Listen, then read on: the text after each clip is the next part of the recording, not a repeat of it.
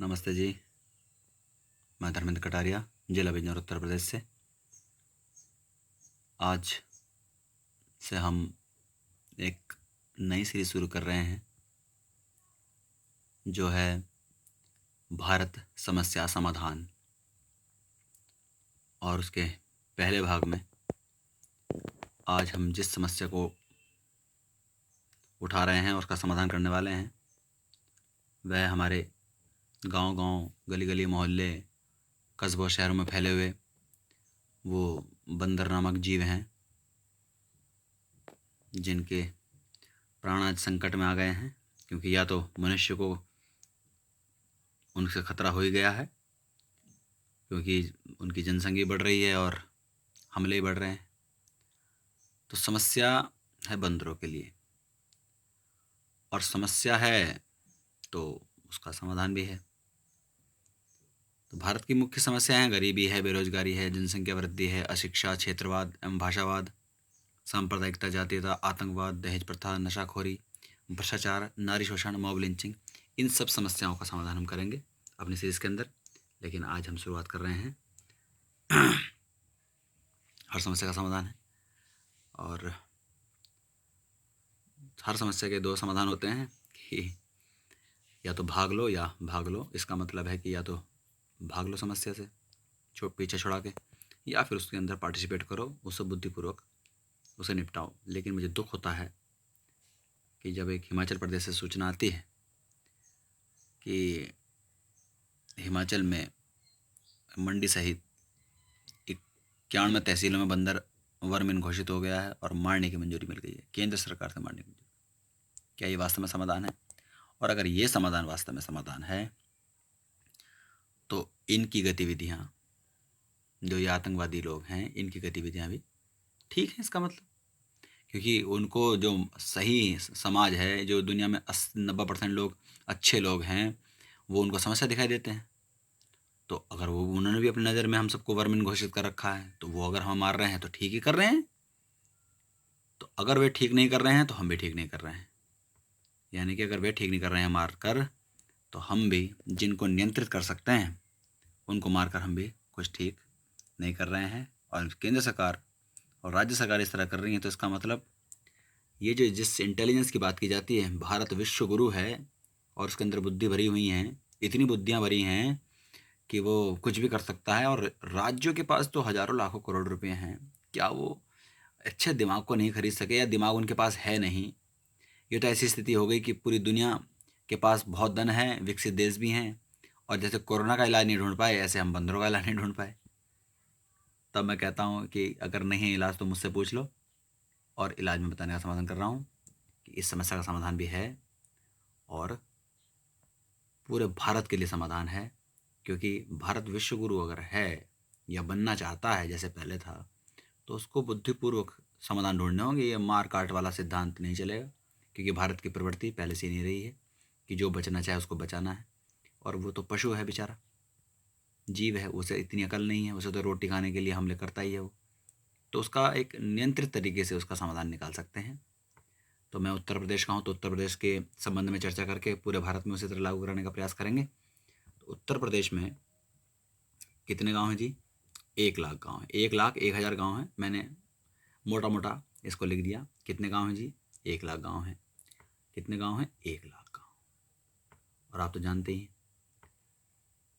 गांव हमारे किस तरह के हैं, सुंदर, साफ, स्वच्छ हैं, झगड़ों से मुक्त हैं, कुछ पहाड़ों की तलहटियों में हैं, कुछ हैं। 1 लाख। तो 5-5 गाँव का एक क्लस्टर बना लें तो लगभग 20,000 क्लस्टर बनेंगे, यानी 5 समूहों के 20,000 समूह बन जाएंगे गाँव के। और इन 20,000 समूहों में हम बंदरों के जू बना सकते हैं, मंकी जू बोल सकते हैं इनको, बंदरों के जू। बंदरों के जू वो महंगे भी बन सकते हैं और वो सस्ते भी बन सकते हैं। जैसे ये है, जैसे ये है, ऐसे बन सकते हैं। बनाने के ऊपर है, कैसे बनाना चाहते हैं। इसको देखो, ये देखो, हल्की जाली है, अच्छे खासे पेड़ों पर चारों तरफ बांध दें। गाँव में पड़ती ज़मीन होती ही हैं, तो वहाँ अगर हम जो भी हमारे बंदर पकड़ने वाली टीमें हैं, वन विभाग की टीमें हैं, उनसे एक बार पकड़वा के इसमें बंद कर दें।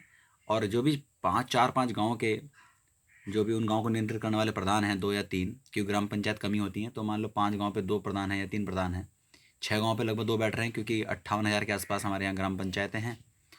तो ऐसे 3-4 प्रधानों को इन मंकियों को, जो भी बंदर हैं, इन सब के खाने पीने का प्रबंध करने के लिए कह दी जाए। बहुत सस्ता बैठता है, क्योंकि ये तो जीव हैं बेचारे, हल्का फुल्का खा के, वनस्पति खा के जिंदा रहते हैं। और जिन 5 गाँव के अंदर वे लोग जो इनको सुरक्षित करना चाहते हैं, इनसे बस भयभीत हैं कि ये हमला ना कर दें, वो भी इनको कुछ ना कुछ देते रहते हैं, तभी तो जिंदा हैं ये।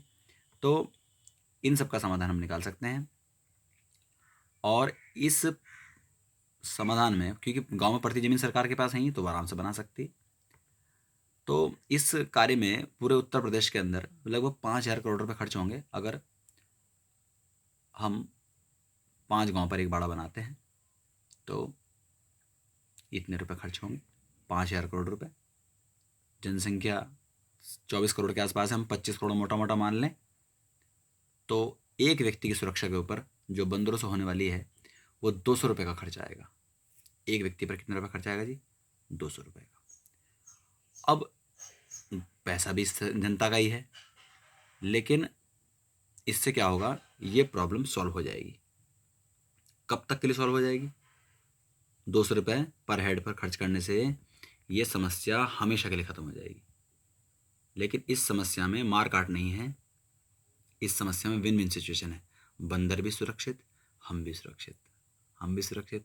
हम जब हम डरा महसूस कर रहे हैं तभी तो मारने का प्रयास कर रहे हैं, नहीं तो बंदरों को तो हम प्रेम करते हैं, क्योंकि जू में जाकर हम बंदरों को देखते हैं। तो दिक्कत क्या हुई है कि मनुष्य को जू में बंद कर दिया था बंदर ने, और घर भी उसने जू बना लिए हैं। सब लोगों ने गाँव गाँव में जाल लगा दिए, करोड़ों रुपये खर्च कर दिए, आर्थिक नुकसान हुआ। ये आर्थिक पैसा जो आगे भी लगने वाला है, ये भी उनके काम आएगा। और ये जो मंकियों के हमले हैं, बंदरों के हमले हैं, इससे वो पूरी तरह से बच जाएगा। और जब वो बच जाएगा, और तो इस डर से, क्योंकि एक डर भी है, ऐसा नहीं कि हाथ में हमले हो रहे हैं, बात यह है कि हमला हो सकता है, इसलिए वो डर आ गया है। तो छतों पे जाना लोगों ने कम कर दिया।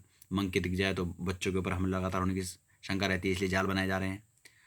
तब ऐसी स्थिति बन जाएगी, जो हम मार काट कर रहे हैं कि मार देंगे, उसकी जगह ऐसी स्थिति बनेगी कि जू में वो खुल के रहें, बड़ा बनाएं, और कुल मिलाकर मारने से अच्छा है कि हम उनको सुरक्षित कर दें, जिससे कि हमारे बच्चे भी उनके संपर्क में, उनको भी खाने पीने की चीज़ देते रहें। तो कुल मिलाकर ये स्थिति पूरे भारत में लागू की जा सकती है, संपूर्ण भारत में लागू की जा सकती है, और इन बेचारे मंकियों को बचाया जा सकता है। और प्लेनेट के ऊपर भी एक अच्छी नीति लागू की जा सकती है, क्योंकि ऐसी सभी जानवरों की स्थिति है। क्योंकि पीछे हमारे यहाँ चीते आ गए थे, तो जब डर हुआ तो उनको भी मारना पड़ा, कुछ को वन विभाग की टीम पकड़ के ले गई। तो करना पड़ता है, डर में क्या नहीं कर सकता आदमी। तो मंकियों को बचाया जाए, क्योंकि ये वास्तव में मानव धर्म है, और भारत ने कभी भी इस धर्म का विरोध नहीं किया है, हमेशा को बचाने की है। मानव धर्म यही है कि सभी जीव सुरक्षित हों, सर्वधर्म सम्मान हो, सर्वभवन्तु सुखिनः सर्वे सन्तु निरामया हो। तो मैंने जो समाधान दिया, ये बहुत ही सुरक्षित, सरल है, और इसमें कोई आर्थिक हानि नहीं है, क्योंकि जो भी जाल आप बनाओगे गाँव की उन पड़ती ज़मीन पर, वो आपकी अपनी संपत्ति है, सरकार की अपनी संपत्ति होगी। दूसरी बात यह है कि सब लोग अपने उन जालों से मुक्त हो पाएंगे, वे मनुष्य बन पाएंगे, और जो ये पशु हैं ये बेचारे सुरक्षित हो जाएंगे, और उनको भरपूर खाना मिलेगा, उनका पेट भरेंगे, जिसकी वजह से हमले कर रहे हैं, और एक भय का वातावरण खत्म होगा। मंकियों के समाधान के लिए मैंने जो समाधान दिया कि मंकियों से हमें रक्षा करनी है, तो ये सुंदर सा उपाय है कि हमको मंकियों के लिए ये व्यवस्था बनानी है, मंकी जू बनाने हैं। तो गांव गांव जू मिल जाएंगे, बच्चों को देखने को मिलेगा, तो वो भी थोड़े आकर्षित होंगे कि चलो पापा मंकी देख के आते हैं। और अन्य जानवर भी रखे जा सकते हैं, इससे हम सुरक्षित भी होंगे, और वन विभाग को भी कार्य करने में आसानी होगी।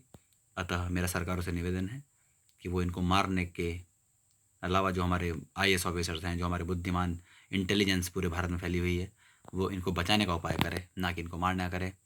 आप इस बात को, इस वीडियो को जगह जगह शेयर करें, चर्चा करें, अपने लोगों में चर्चा करें, और इन बेचारे जानवरों को, पशुओं को बचाएं। ये इतनी बुद्धि नहीं रखती जितनी हम रखते हैं। हमने बड़ी बड़ी समस्याओं का समाधान किया है, इसका भी कर सकते हैं। इति ओम शम।